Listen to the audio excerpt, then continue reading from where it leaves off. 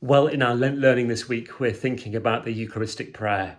That prayer which is, in the words of the Second Vatican Council, the climax of the whole of the liturgy, that great moment to which it's all moving. In the Missal, which we use at St. Stephen's, there are four prayers, in fact, four Eucharistic prayers for the presiding priest to choose from.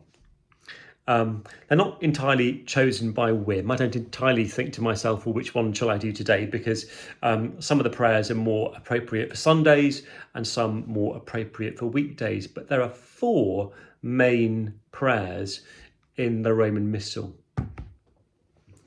The first of the Eucharistic prayers, prayer 1, excitingly called, sometimes called the Roman Canon. I want you to come with me on holiday. Perhaps not literally, but in your mind's eye. Last summer, I had the great treat of going to Ravenna, which is now a little city rather, in sort of northern Italy, kind of getting up towards the north of Italy, on the coast, was the capital of the Byzantine Empire in its day. And it's an amazing place. The city's not terribly exciting, but the buildings are extraordinary. There's loads of ancient churches filled with the most extraordinary mosaics. One of them, Sant Apollinare Nuovo, is a church which was built in the 6th century and has 6th century mosaics. And standing in that church last summer and looking at the mosaics, there were two processions moving towards the altar of saints. And it suddenly dawned on me, these are the saints that we hear in that first Eucharistic prayer, the Roman Canon. You remember that extraordinary list. I tend to use this prayer on sort of major solemnities. It's quite a long prayer, but it's a really very, very beautiful one, and it's kind of fitting for major solemnities. It has these extraordinary saints in it. Begins, of course, with Our Lady, St. Joseph, the Apostles and the Martyrs, Peter and Paul, Andrew, James, John, Thomas, James, Philip, Bartholomew, Matthew, Simon and Jude. Then it moves on to some of the saints of the early church in Rome.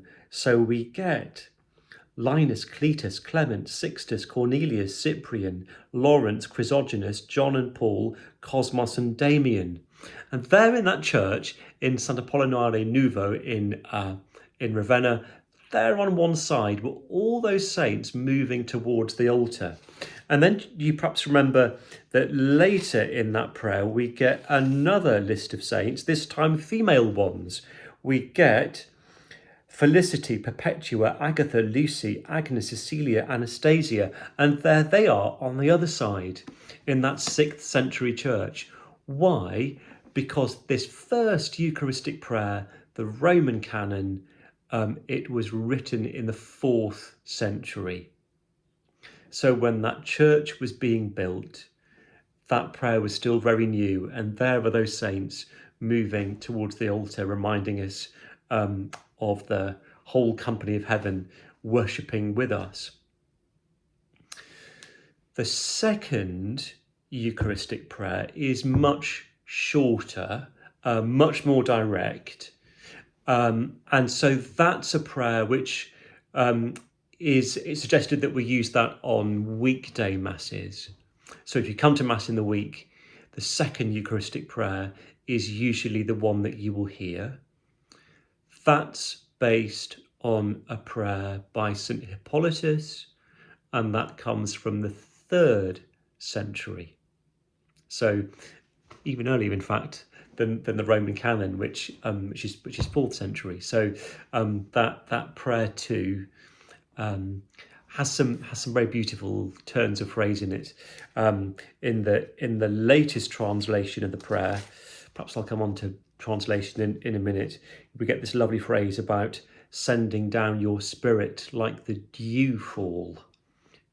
Dew is a word I find quite hard to say, but that sense of refreshment, that sense of renewal, that sense of the reviving gift of the Spirit. Now, the prayer which you'll all probably hear most of all is prayer 3, the third Eucharistic prayer, because that's the prayer that I tend to use Sunday by Sunday. Has a beautiful sort of dignity to it, and the church suggests that we use that prayer on Sundays and big feast days. Again, it's based on a very, very early prayer, this time coming from the 4th century and from Alexandria, and a prayer written by St Basil. Again, I love that line in the third Eucharistic prayer, which you'll remember, from the rising of the sun to its setting, a perfect offering being made to the glory of your name. A lovely prayer. The 4th Eucharistic prayer, don't use all that often. It's quite a long prayer. I use it sometimes in the week, and it was written as part of the liturgical revisions of the 1960s, based on the pattern of Eucharistic prayers, of course, and you'll have read about what the shape of a Eucharistic prayer is in the notes that you've just scanned through. But a prayer that really recalls the whole history of salvation. So from the moment of creation to the fall of humanity, to the prophets, to the coming of Christ, and to his saving work. Quite a long prayer, but a really very beautiful one. So those 4 Eucharistic prayers. If you were keen, you might want to do perhaps a Google search, and you could find all those Eucharistic prayers on the internet. They, of course, come to us in their Latin form. That's what's known in geeky liturgical circles as the Editio Typica.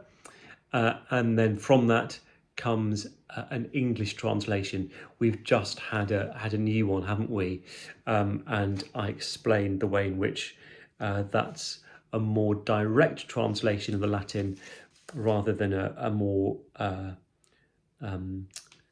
free-flowing one. So that new translation in the Missal says here, this edition 2011. So it must have been about then, mustn't it? Anyway, those 4 prayers to look out for when you come to Mass. First one, the Roman Canon, 4th century. Second one, Hippolytus, 3rd century. The third one, St Basil, 4th century. And then that more recent 4th prayer, but based on an earlier pattern.